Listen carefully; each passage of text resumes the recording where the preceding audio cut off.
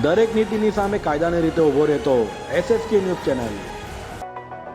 સુરતમાં 18 વર્ષીય યુવતીએ નોકરી પરથી ઘરે આવ્યા બાદ ગળે ફાંસો ખાધો છે। યુવતીએ ગળે ફાંસો ખાતા તાત્કાલિક હોસ્પિટલ પહોંચાડી હતી। ત્યાં ડોક્ટરે યુવતીને મૃત જાહેર કરતા પરિવાર શોકમાં ગરકાવ થઈ ગયો હતો। સુરતના ઓલપાડ સ્થિત જોધણ ગામમાં આવેલા પેટ્રોલ પંપ પર 18 વર્ષીય મીનાક્ષીબેન સુરેશભાઈ રાઠોડ નોકરી કરતી હતી। યુવતી નોકરી પરથી ઘરે આવીને ગળે ફાંસો ખાધો હતો। બનાવની જાણ પરિવારજનોને થતા યુવતીને તાત્કાલિક સારવાર અર્થે ખાનગી હોસ્પિટલ લઈ જવામાં આવી હતી, પરંતુ ફરજ પર હાજર તબીબોએ યુવતીને મૃત જાહેર કરી હતી। પોલીસ દ્વારા યુવતીના મૃતદેહને પોસ્ટમોર્ટમ અર્થે સુરતની સિવિલ હોસ્પિટલ લાવવામાં આવ્યો હતો। યુવતીના આત્મહત્યાનું કારણ હાલ સામે આવ્યું નથી, પરંતુ યુવતીના મોતને લઈને પરિવાર શોકમાં ગરકાવ થઈ ગયો હતો। હાલ આ મામલે અકસ્માત મોતનો ગુનો નોંધી વધુ તપાસ હાથ ધરી છે। મરનાર યુવતી સંબંધી ધર્મેશ જણાવ્યું હતું કે મીનાક્ષીબેન નોકરી પરથી ઘરે આવ્યા હતા, ત્યારે ઘરે ભાભી એમના ભાઈના છોકરાને ઘરે મૂકવા ગયા હતા।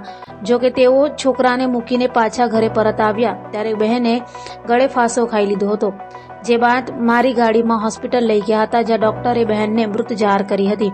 મીનાક્ષીબહેનને આગામી 9 તારીખે જ સગાઈ નક્કી કરવામાં આવી હતી અને થોડા દિવસોમાં સારું મુહૂર્ત જોડાવી લગ્ન થવાના હતા, પરંતુ તે પહેલા જ તેણે આ પગલું ભરી લીધું હતું। મીનાક્ષીના લવ મેરેજ થવાના હતા। જો કે મીનાક્ષીના આત્મહત્યાને લઈ હાલ પરિવાર શોકમાં ગરકાવ થઈ ગયું છે। ધર્મેશ નાગજીભાઈ ભરવાડ। ધર્મેશભાઈ ક્યાં રહેવાનું? મારે રહેવાનું જોથાણ ગામ, ઓલપા તાલુકો। શું ઘટના બની? હવે ઘટનામાં એવું બન્યું કે બેન જોબ પરથી આવેલા, જોબ પરથી આવ્યા પછી ઘરે આવ્યા પછી શું થયું એ ખબર નહીં પડી।